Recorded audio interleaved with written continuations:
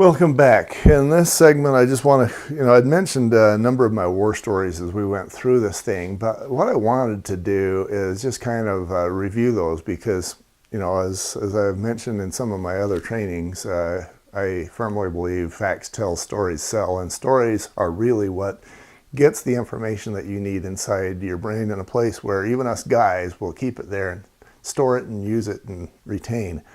So the water heater in that college girl's apartment, nobody wants to send their child to college only to find out that they died in their dorm because there was a bad water heater. Another one that I have, you'll quite often see where home inspectors will write up holes in the flue, and that may be a relatively small flow, but those holes still should be covered or protected.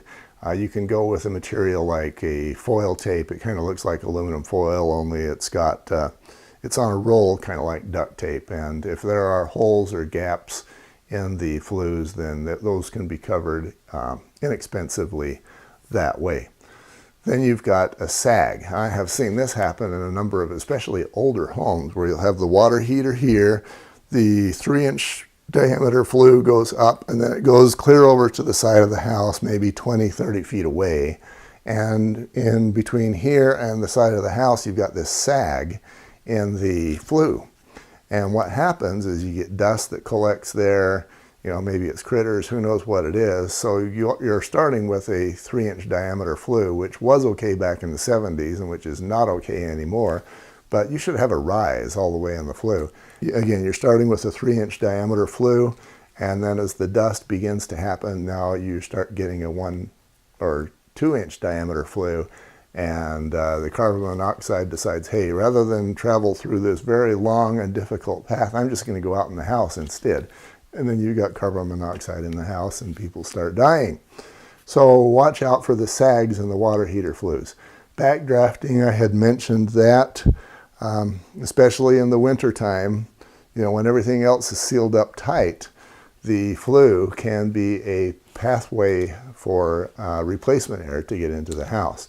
Now, one way to fix that is to actually have a combustion air source in your furnace and water heater room, and that's basically just an 8-inch diameter pipe that goes from the furnace and water heater room to the exterior with nothing in between, maybe just a grate perhaps, so that you're not getting mice and wasps and raccoons, etc. If you've got that, that greatly reduces the risk of carbon monoxide. And as I mentioned in the radon training, it also reduces your radon risks because you've got this air replacement pathway so that the house doesn't have to call for replacement in some other way. Fireplaces, if you've got a gas fireplace, they're nice because they're politically correct, etc. You don't have to bring the wood in, and you don't have to bring the spiders and wasps that are in the wood. But the nice thing about them is they don't have smoke. Bad thing about them is they don't have smoke. So if you're not getting the exhaust that you need with a gas fireplace, you don't know it. So be aware of having flues be blocked. What you want to do, what I recommend, is that you get a glass cover plate over that fireplace, and so that the air behind the glass cover plate actually becomes exterior air. Then you're going to leave that flue blocked permanently open. You're not going to get downdrafting because that air is sealed. Like I say, that's exterior air in that gas environment. Space heaters, I'd mentioned the one in the model home where you just had a space heater with no flue, and he said it was emission free, and it turned out it wasn't. Now I understand, and I have actually checked at other homes where you have space heaters, and they were okay.